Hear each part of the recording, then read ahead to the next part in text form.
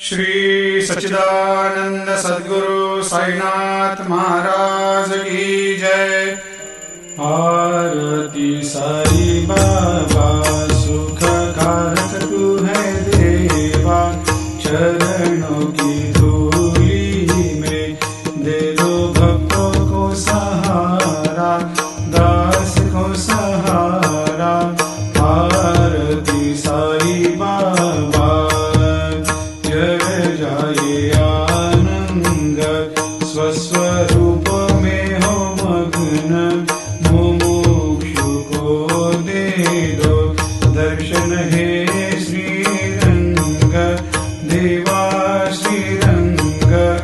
आरती साई बाबा मन को जैसा भावे वैसा अनुभव पावे, करे दया दास पर दया खूब दिखावे, खूब दिखावे।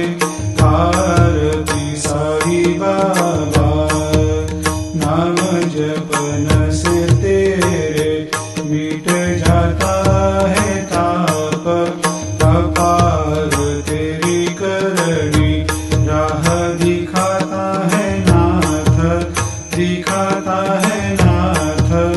आरती साई बाबा कलयुग में अवतार, सगुण ब्रह्म साकार अवतीर्ण हुए है स्वामी दत्त दिगंबर, दत्त दिगंबर।